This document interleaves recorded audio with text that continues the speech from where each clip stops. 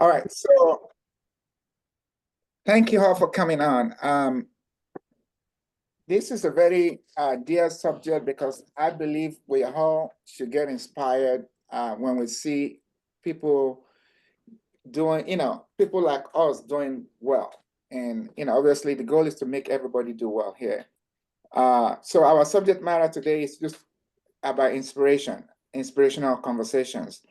Um, and I think we're going to get started with that. Slide, come on out. Okay. So I want to kind of start with our value proposition, So our team, our goal is to make individuals and family create wealth. And we believe a tool to get there is through real estate. Um, I like this. and our mission is simple. We want to help communities in building legacies one individual at a time. A long time ago, I always like to share my story, so that people know who's here.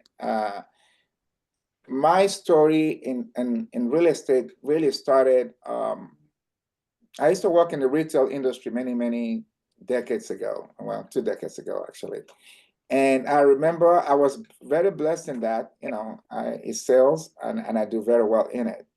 And I was having a tough time, one tough day, I would say, because I was trying to do something else and things are just not happening this particular day. And I remember going downstairs in this place I was working at, and I'm not, ashamed to say I'm a Christian and I believe in, what I believe in. And I usually don't do prayer anyway. I just like to do praise worship. And I was kind of worshiping by myself this particular afternoon. And, when you kind of do that kind of stuff on a personal level and you get to a level where you feel like you're so connected to the earth or to your maker or whatever that may be. And so I got out of it.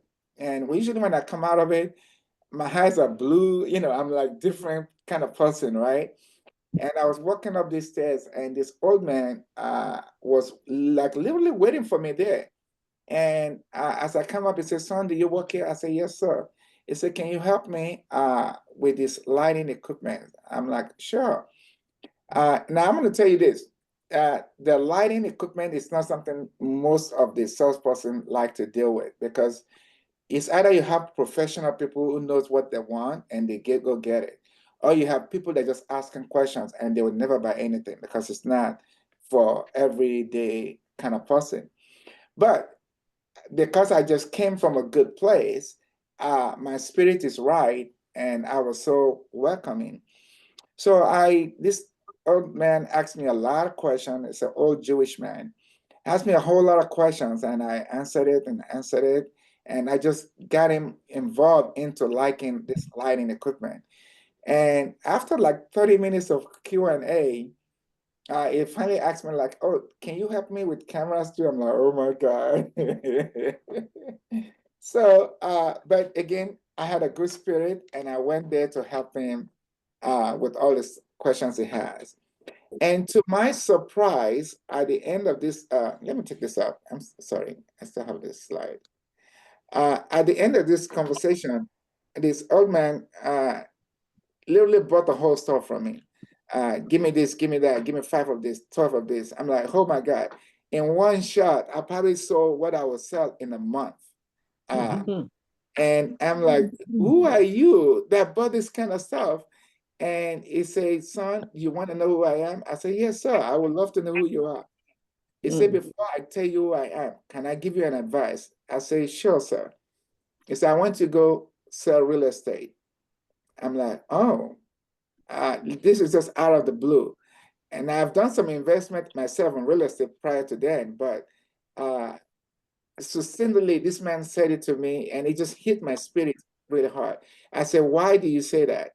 And he told me, he said, "Son, if you sell real estate the way you saw me, help me today, you're going to help a whole lot of people and you're also going to be blessed by it." I'm like, okay, that's a very profound statement. So I went ahead and, helped him ring him up and all that stuff. And then I did some research on this gentleman. And I found out this was in probably 2003, 2004.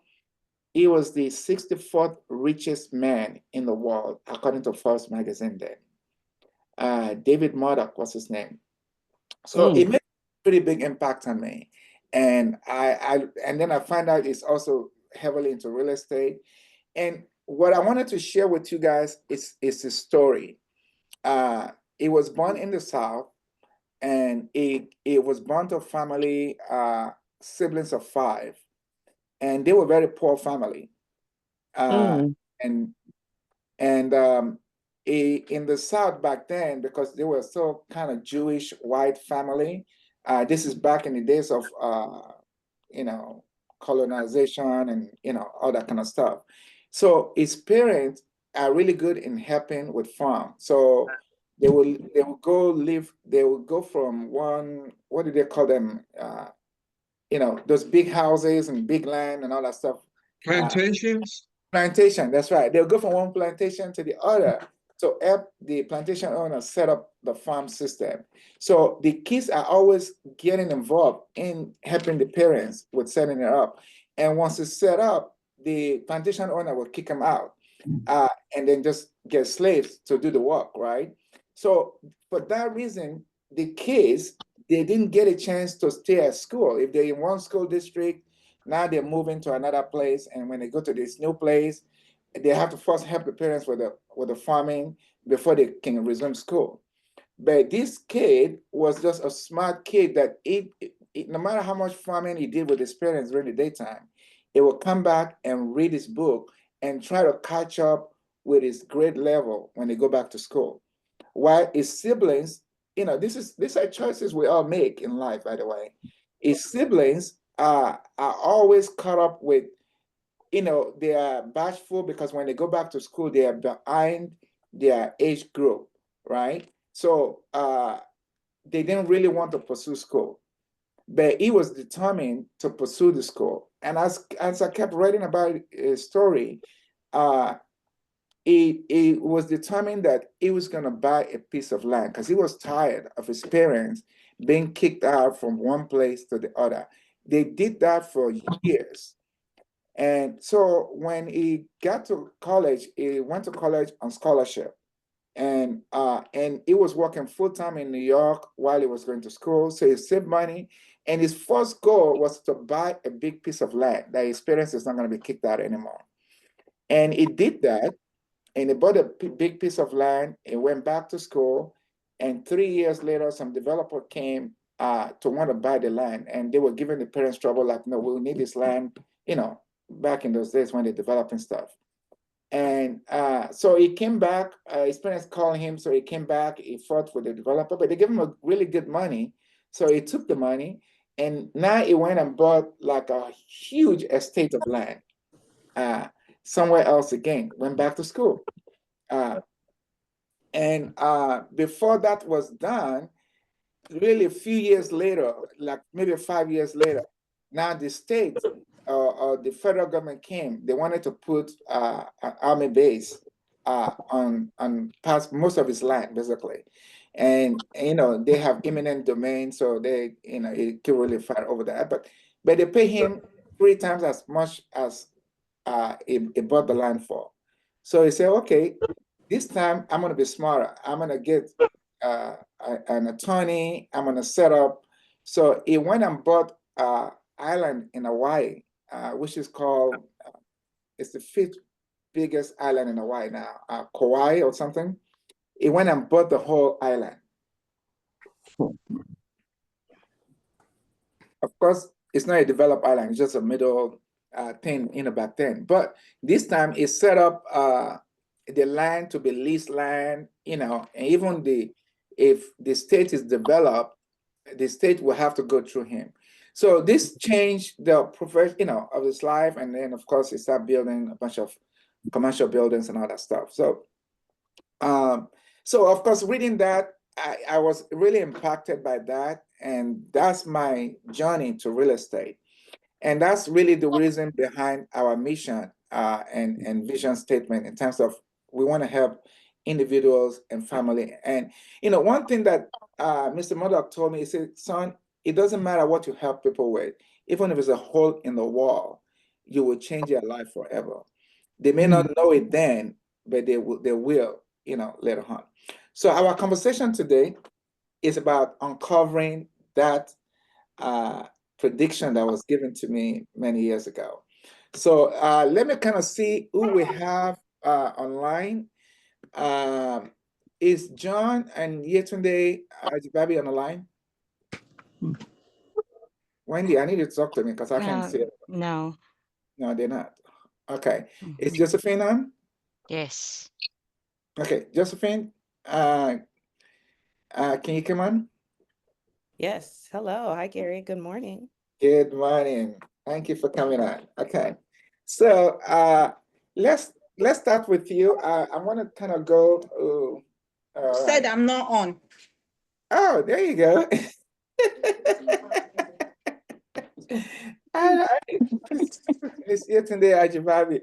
Okay, Josephine, I'm gonna come back to you. I want to start with them No worries. because it's really good to know the story of people. Okay. Uh, so my sister, talk to me. How do you guys started in looking for a home? Good morning, everybody. My name is Yetunde Ajibabi, but unfortunately, my husband John could not join us on this meeting. Okay. I got to know Uncle because now I call him Uncle. I'm sorry to use that, but that Okay. cannot change.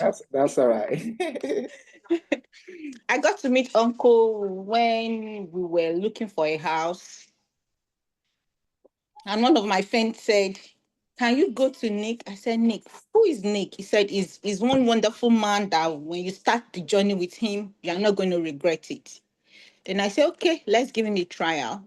Because when we were leaving Africa, I made up my mind that I'm not going to rent a house in this country. I must start with a mortgage. And that has been on my mind ever since before we left Africa. So meeting him was wonderful. He's a wonderful man and he's a great achiever. He will encourage you to get what you want, even if you don't have the money. He will make all means possible for you to get that thing. He did that to us, because our own journey was really, really tough. At a point, I Mhm. said, Uncle, I think I'm done. I'm no more interested. Like, I don't want to buy this house anymore. I didn't know we're going to go through all of this. And he said, no, don't give up on yourself. We will achieve this together if you want me to achieve it for you. And eventually, we got that house at the peak of the hour when the owner of the house said, no more, I'm not giving you this house to buy anymore. At the peak hour, we got that house. And that I'll forever be grateful to him because he stood all the way for us. I really appreciate you, Uncle. Thank you so dearly for all your effort. Thank you for your words of encouragement. And I'm urging you all, if you want to go on a journey, please, he is the best person to choose. And Okay, you will okay, not okay. All regret right. the journey with him. All right, all right. Thank you. All right, okay. So we don't want to talk about, I'm not trying to promote myself here, but what I want people to see though is in the beginning, when you guys first came to me, what were you're looking for a place to rent, correct? We were looking for a place to buy, Okay, okay. All right, that's but fine. All because right. we don't want to But rent. so you were kind of in the cross between okay, we need to go find a place, right? Should Yes. we go buy, should we go rent a place? Or Mm-hmm. should we consider buying? And Mm-hmm. we had a conversation around that, and I, let if you can buy, it's a good place, to do. Yeah. And of course, your journey was very special. We went from qualifying for this and not qualifying for that, and finding this other bank and finding that other bank. It took us three different banks to get it done. And yeah, at the time you did it, you did it almost at the high of the rate and the payment and all that stuff, right? Correct. So tell us what happened lately.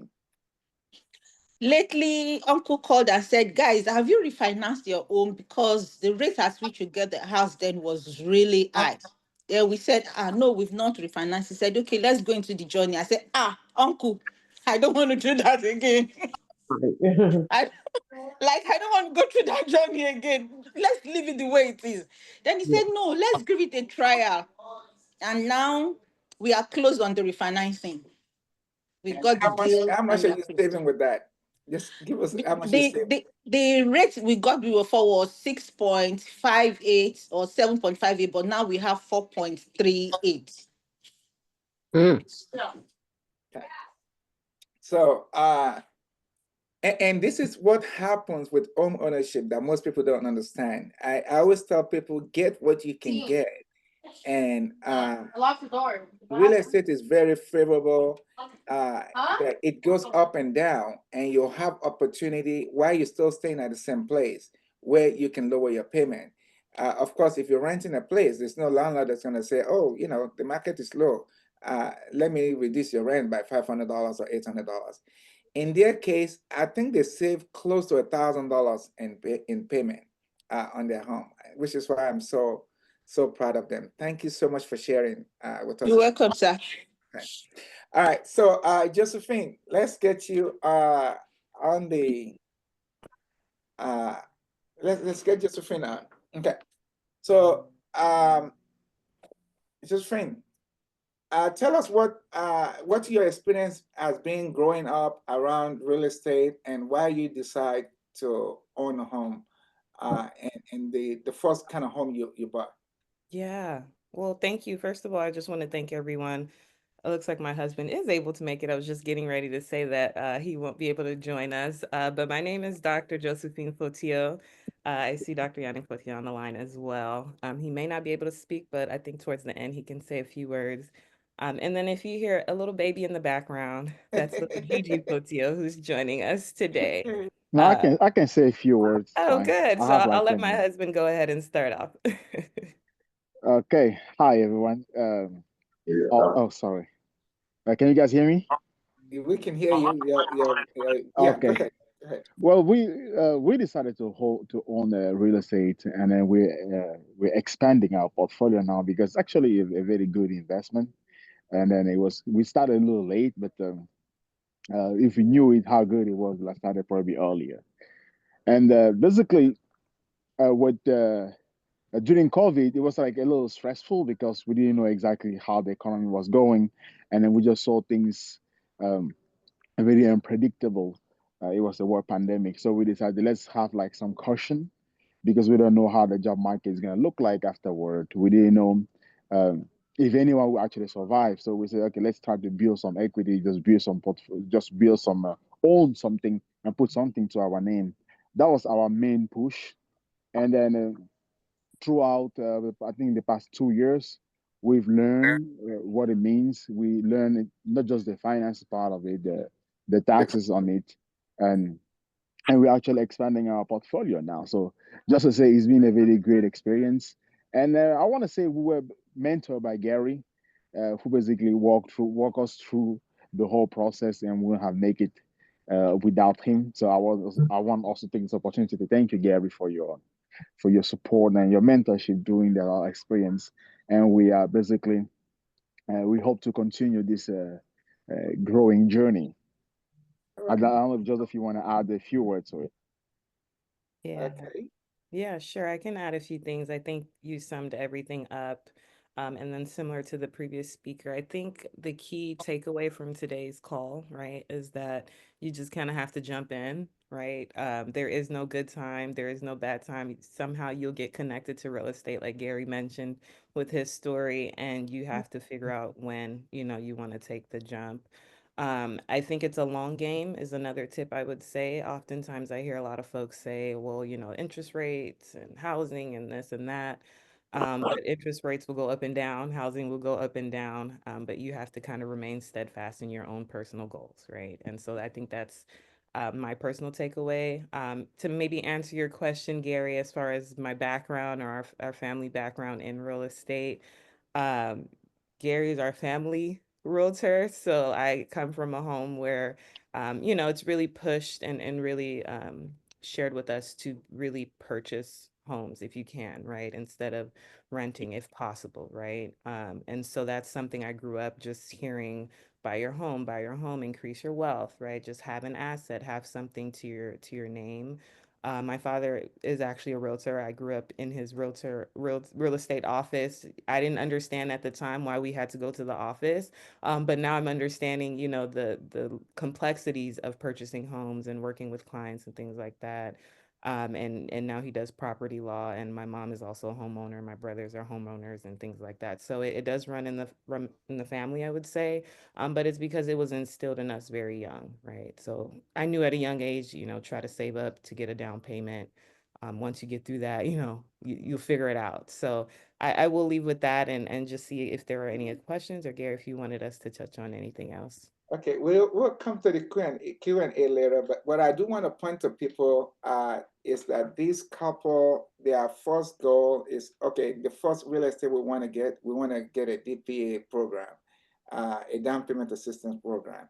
And we pursue that, and they got it, and bought it, and shortly turned it to an investment property. They were that focused they turn it to an investment property because they live in a high lofty rental place that they like. They're like, no, we're gonna get this home, but we're gonna, rent it out. And now they're in the journey to buy their second home. So I just wanted to say how proud I am of you and your hubby, for you guys to be working that journey. So really good at you. All right, let's move on to the next level. The next level, I have Mia on the line, and let me have her come on. And again, I want people to just see what people like you and I do, and how it can turn our family, our legacy around, for the better. Mia, are you there? I'm here. Okay, for sure. Okay, so let's talk about you. How do you purchase your first real estate? So just a little background. My uncle, he's my uncle, like my real my real uncle. So when I first came to the United States, I was 16 and I used to kind of like You were Josephine. born. Stop. Can you stop that? Oh, well, I was You born were born when I here. moved Okay. back to the United States. I was working in my uncle's office as his secretary. So I would go there and he would be on the phone, like doing his calls, doing his manuscript.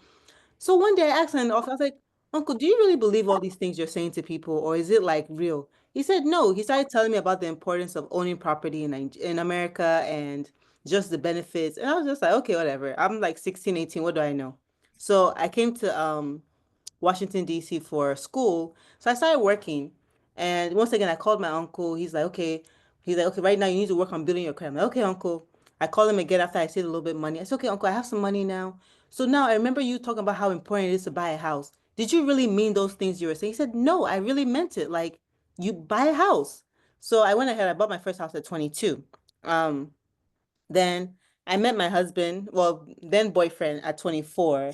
And he was like, "Oh yeah, he's trying to impress me." He's like, "Oh yeah, I'm gonna get an apartment." I was like, "Yeah, don't buy any apartment, get a house. Like, right now you're in your parents' house, save up, get a house." And he's like, "Are you sure?" I was like, "Yeah." So about probably 3, 4 years later, he bought his first house, townhouses. So we both still have those properties. Then our family grew. We ended up having kids, and we bought. Once again, I called my uncle again. I call him every time, and we called about a fixer-upper, and this was right around COVID. And I was telling my uncle, I was like, "Yeah, this was like right after COVID." I was like, "Uncle, I don't know about this. That the market is looking shaky, interest rate."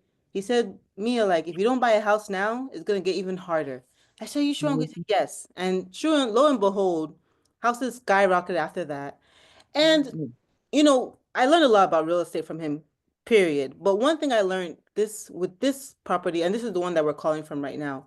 Um, Real estate is good to, yes, it's good for building your portfolio, but it's also good to buy things that you love. For sure, he's a Nigerian guy to the core. He loves Nigeria. He wants to retire in Nigeria. And I don't subscribe to it, but because we got this property and we immediately got so much equity because it was a fixer upper, we were able to pull out some of the equity and buy a property in Nigeria that is not necessarily yes, it's another great addition to our portfolio, but it's also something that we enjoy doing. Like it's like a vacation home for us. We take our kids there. The kids love going to Nigeria now. So it just showed us I think that was what actually showed like, whoa, real estate can actually do so much. Like you can actually pull the money out, buy another one. You know, there are things that you can do with real estate that they don't talk about, Oh, wow. don't know about, you know? And Mhm. it's kind of like now we're like in a candy store, like, oh my God, there's so many things we can do. Now we're just trying to like save up more to do something else. You get what I'm saying? So that's the goal now, to be honest. Okay. Michelle, you have anything you want to add to that? Um, I mean, she pretty much mentioned everything. Initially, when I met her, I told her that I'm not interested in buying any house in America yet. Like, I just believe in renting, that I don't want to deal with the HOA. There were so many things that was attached to it, and you don't buy your house and own it. You have to be paying. Compared to Nigeria, people buy cash down and that's it. You don't pay for any taxes. And but she was able to, she told me something that she learned how to be, she learned about sales from you, and she was able to convince me. And today, I'm even the one like telling her that, oh, you think we can take equity from the remaining house and buy new other property to invest, so that it will be bringing in money to the family. I'm tired of doing 9 to 5 kind of thing.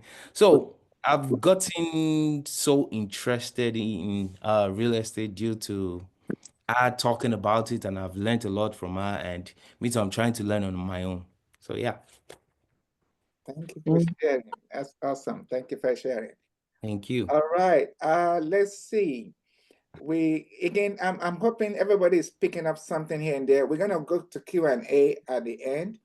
And oh, I didn't mention at the beginning that number one, if you stay to the end, we're gonna raffle out 4 tickets to a game, local game here. So and then if you ask questions, because I know we have a lot of people online and people on Facebook Live too. If you ask questions, we'll be adding you more and more, but you can only get one, so if you have 10 questions, you only get one more addition, okay? So to the raffle thing when we're drawing it. So you just get more opportunity to shine it. Let me see, is Ed Walker on the line?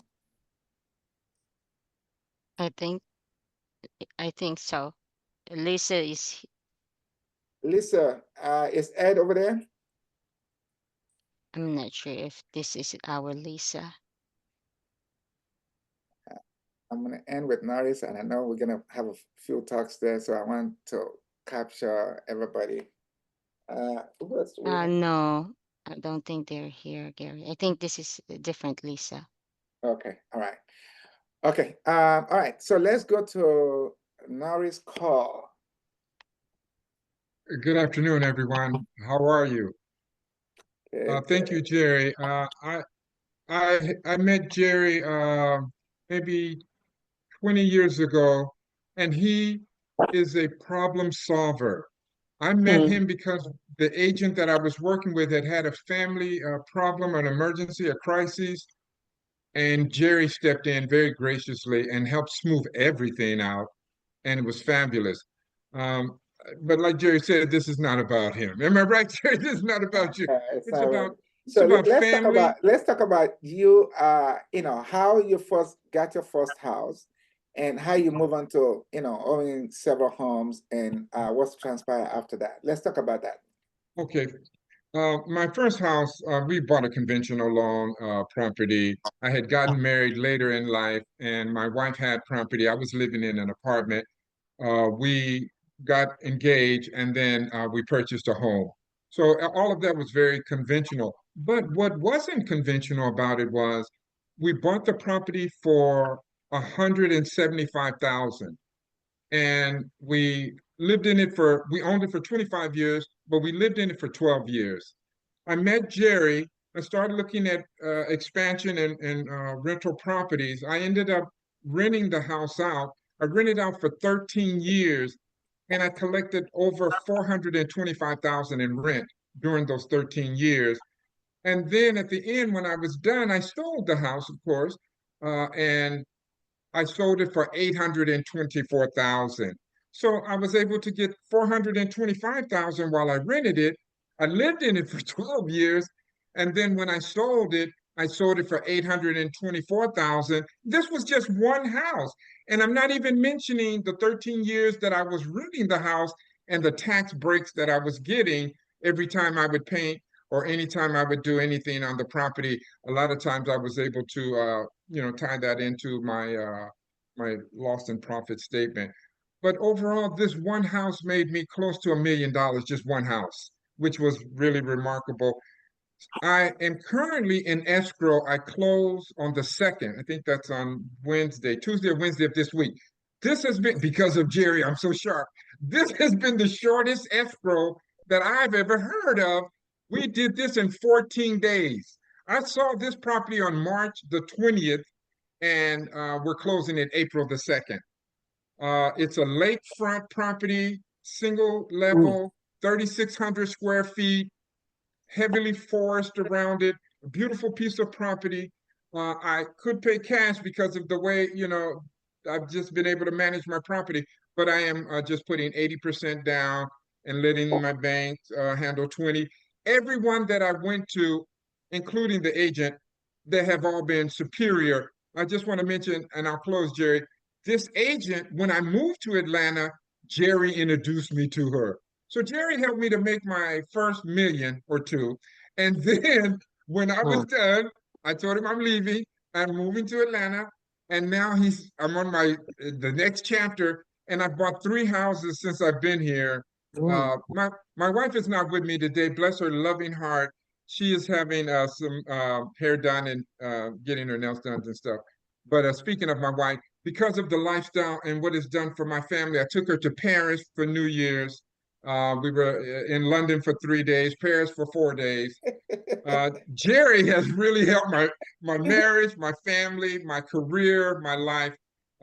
And now, because of his ability to network and build relationships, which is very important to him, he has done that even in Atlanta. And I'm just very grateful. I'm grateful for his knowledge of the local housing market as well as his global positioning with real estate. Thank you, So Jerry. I want to kind of go back a little bit, right? You guys had 3 homes out here in LA. And when you were closing out, what was the strategy where you end up paying no capital gains on any one of the homes? What was the strategy there? Incredible, Jerry. I would owe you taxes on $500,000 if you hadn't helped me.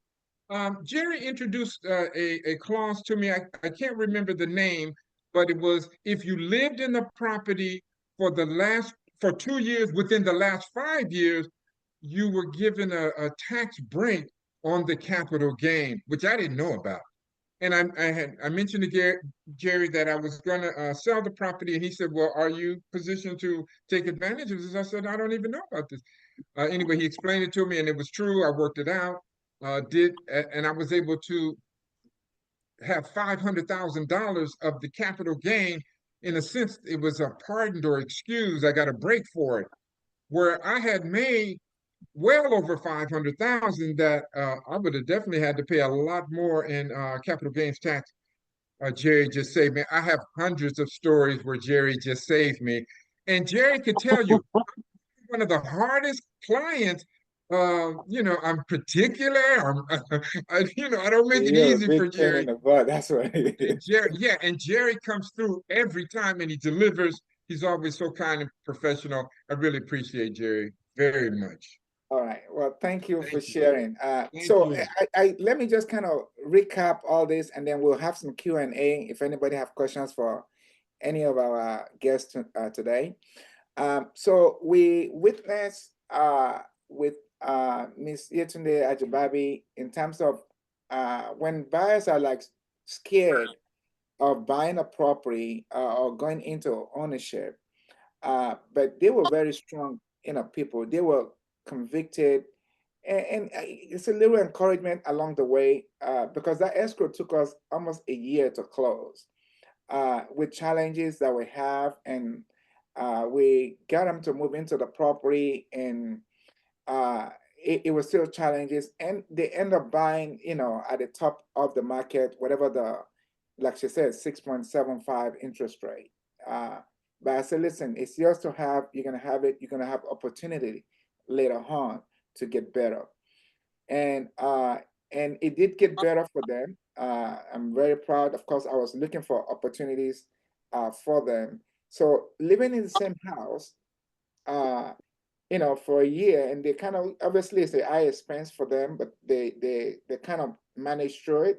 But then the opportunity came where they are able to lower their payment and probably save like $1,200 in mortgage payment, and continue to live in the house. And the house is building equity for them. So that's one concept. You also have the other couple, Josephine and Yannick. Uh, they bought their first home, but with the focus that, okay, we want to buy multiple homes. So we want some help from the government on the first one, and then maybe the next ones we'll buy by ourselves, right? They had enough money down on their first home, but they said, no, let's go with this program. And they did that. It turned into an investment home. And now they moved out of state. They're in Dallas now, moving to Dallas, and they're buying their second home there. And even then, we focus on, okay, let's buy this on the husband's name, and then 2 years later, a year later, you guys can buy another one to all together. Um, and we moved to Mia and Funshaw, who really they exemplify buying homes and building wealth in real estate. And really proud of her. She was 22. She was renting like a condo in that area. And I'm like, how much are you paying for that condo that you're renting? And she said, this much. I'm like, okay, why don't we turn that into you owning one like that? And she moved forward to do that.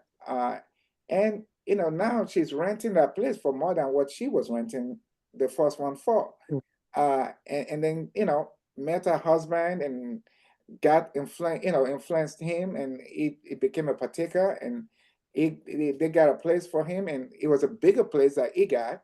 So they moved into that one. She rented the previous one that she had, and many years later, they have an opportunity to buy kind of a dream place, but it's a fixer upper, like she said, and they had saved some money and built wealth, and now not only did they live in the place and be able to pull money out to do their desired goal to buying a house out of a country and just a vacation spot. This is what real estate can do for us when we endeavor for it to do it for us. And the last interview I had with Norris is just to show when we make it a lifestyle of we work where we work, and we use that work to leverage ourselves to buy real estate. And the amount of wealth, you see how what he's talking about, buying a home and putting 80% down, that's like unheard of, right? And the first time they bought it in Atlanta, they paid cash for it, and probably refinance it later on. But those are the leverage you have when you've invested and when you continue to let your eyes grow. So why do we do this? Because a lot of times I'm dealing with people in their first time buying, and they are stuck in their head, like, oh no, I can't afford this. Oh no, I can't do this. Oh, but you're renting a place when if you just be bold enough to move through. And this is showing you people that have lived a bold life of achieving and doing great in it. But this is, this is something that any one of us can do. It's really something any one of us can do if we need to do it. And again, my focus is not just helping people buy one home and be done with that. No. What will they look like? You see how people that bought in multiple homes and what is changing for them. Norris and his later life is like, okay, I want to leave LA. I want to live in a community where I desire. And that's what they did. And the exit plan was great. They took $1.5 million with them, exiting. How many people will walk and say they'll save money? You have a lot of Americans retiring, and they're only looking at Social Security as their source of income after they retire. But because they have invested, Norris was a teacher, right? Yeah. It was a teacher. He teach, for 30 something years. His wife was working with credit union as a banker, the manager and all that stuff. He became a manager there. But they are ordinary working people that have just invested. And because of that investment they've done, it creates a platform to live an abundant, really a very abundant life. Uh, and that's what's available for all of us that are thinking about it and struggling. So I'm just going to open Q&A. Anybody that have questions, any one of these guests that we have today, if you have questions for them, so they can answer you.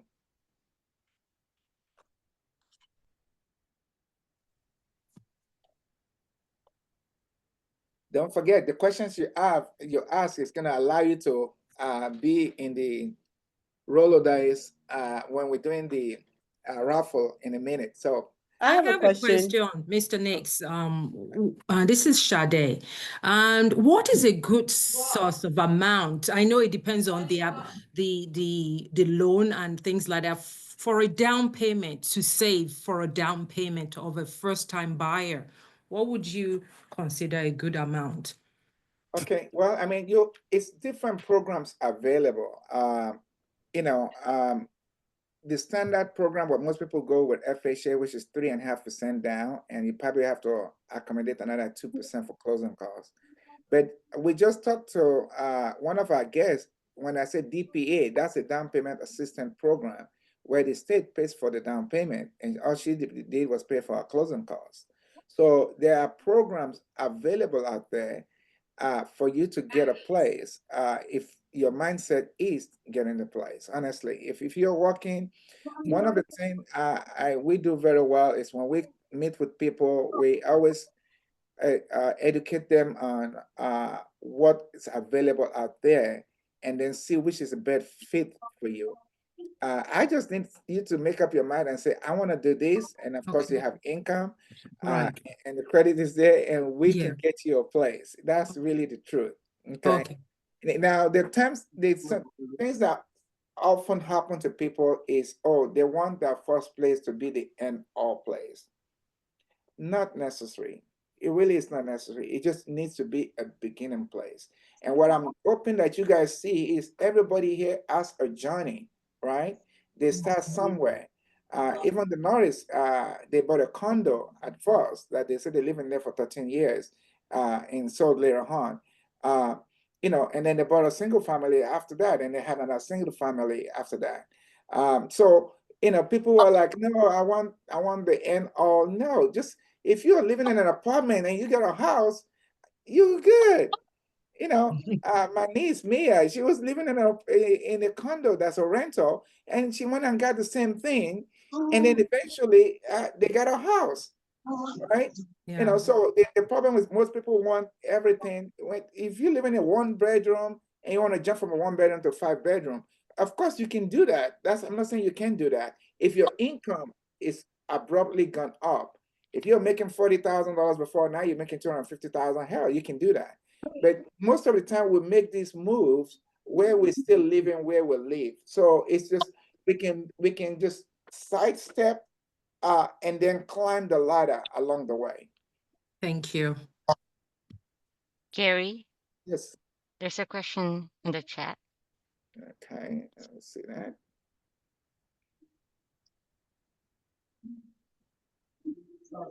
Or you want me to read it for Is you? it a good time to buy now? Yeah,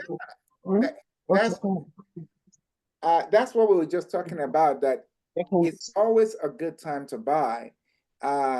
The first interviewer that we interviewed talk about they bought a place for 6.75, and less than 2 years later, they now have a 4.75 loan.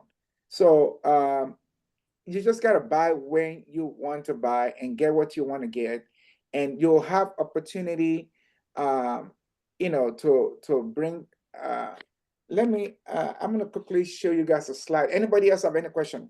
I'm going to bring a slide. Hopefully I can. Actually, Wendy, can you do me that favor? Show me that, bring that financial slide. I mean, the sales and the loan slide. Okay. I do have a While I do question, that, Mr. Gary. Is it possible that I ask you a question? Sure. Yeah, I know people do buy is it okay to have like a multiple family home that way as a first home, or just which would you advise? That's a very good question. And one of the people I had invited, I think he didn't show up, Adeshile Okeo, was like that. It's anything brain, everybody's brain imagination is different, right? You can buy a multiple home, we'll call it investment home as your first home, 2 to 4 units. The banks are a little tougher now. If it's 2 units, they allow you to buy with just your income, and they give you the rent, 75% of the rental income for the second unit. If you're buying a 3 to 4 unit, they look at it as an investment. So you have to have your income, and you have to have seasoned money down, because but anyway, I don't want to go too deep into that. There's a young man, he was not able to make it this morning, but his first home was a 4 unit. He bought a 4 unit, and eh? Oh, okay. I thought maybe Shirley is on the line. He bought a 4 unit, and guess what?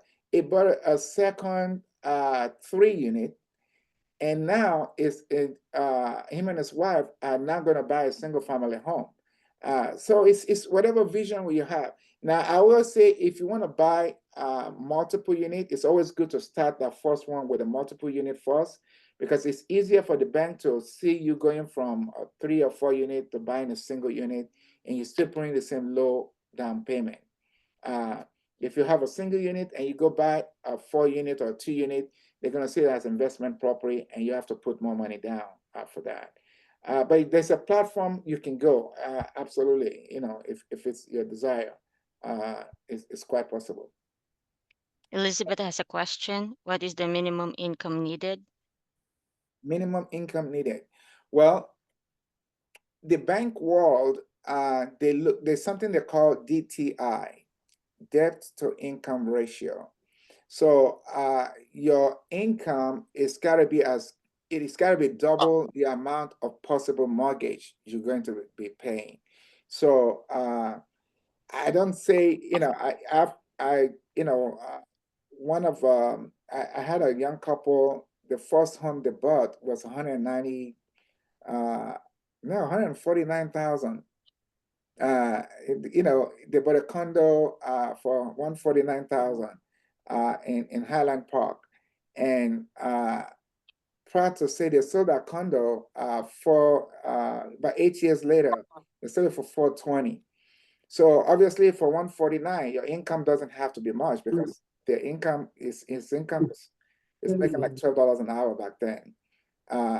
But it's whatever, it's relative to what you buy. I had another young lady come me up and say, well, I only make $3,000 a month. How can I buy a place? I said, well, you can. We have to go buy in Victorville or something, but you can't. There's nobody, honestly, so what we're showing here on this map is, I just want everybody to see these two things. One, that when you buy a home, it's likely to always increasing in value.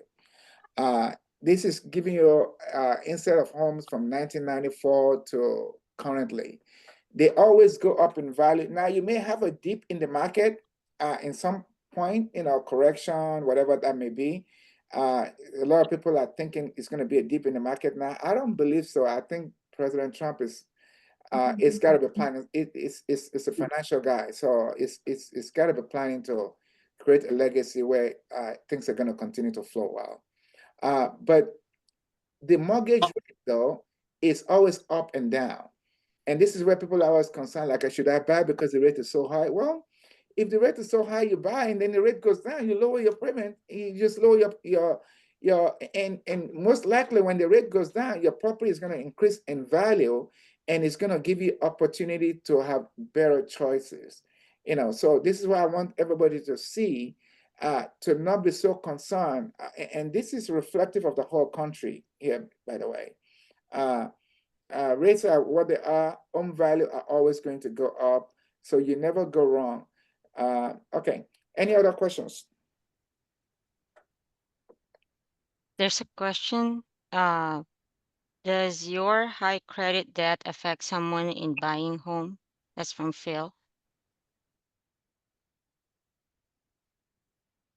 Well, I was mentioning something about the DTI earlier on.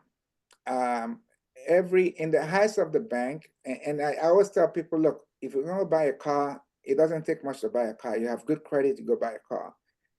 To buy a home, the bank are very, very serious. Now, one of the reasons why I'm very sure we're not going to have a downfall in mortgage is because everybody that's bought probably in the last 15 years, the bank has super verified them the ability to make the payment, right? And the reason for that is they make sure your debt to income ratio are not too high. So you have to have lesser debt, in buying. Whatever bank rates you're using, it's 45 to 50%. Some program allow for 55%, but it's still going to be based on your debt. So yeah, the ability to buy is reducing your debt, so you have room to pay mortgage on it. Okay. So somebody saying, is it possible for us to buy multiple units now? It's always possible. If you own a home currently and you want to buy a multiple unit after that, well, you just better have a lot of money down, because it's tough for the bank to believe that you own a home and you're going to buy a multiple unit. It's an investment property, so you need to put 25% down. Now, if it's really far away from where you currently live, and you can show that you're going to be living around the new place, then there's a room for the bank to see you putting less money there, because you're going to be moving into it, which we have done.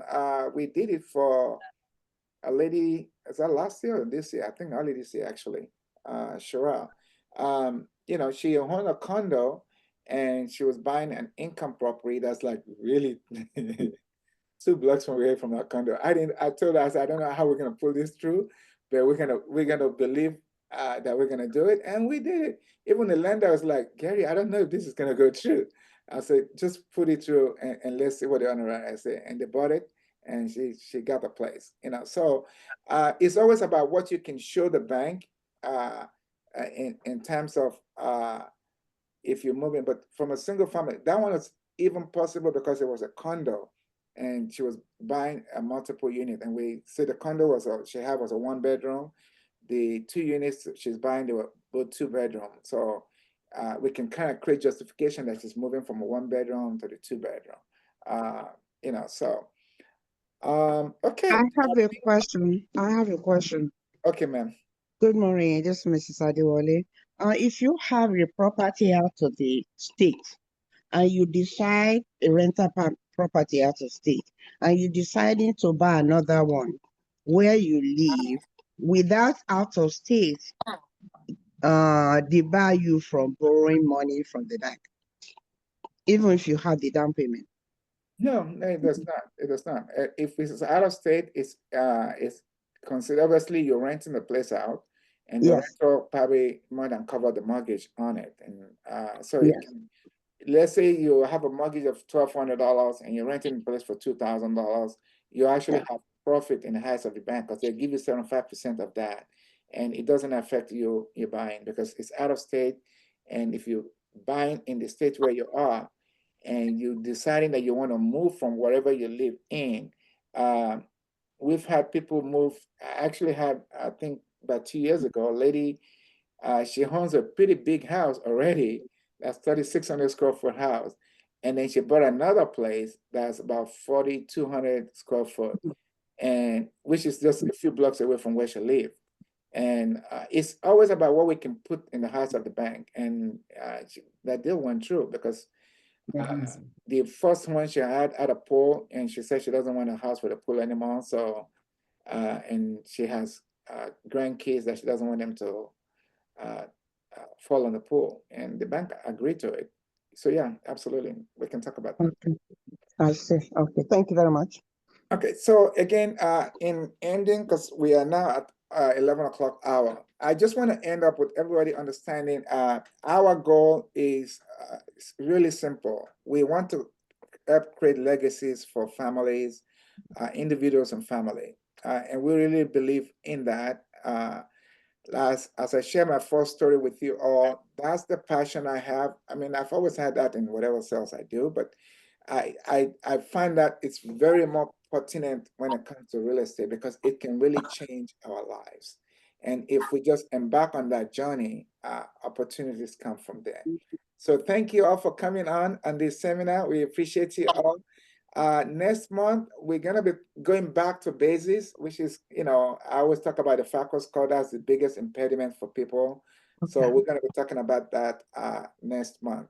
But meanwhile, let's go to the drawing of the raffle for people.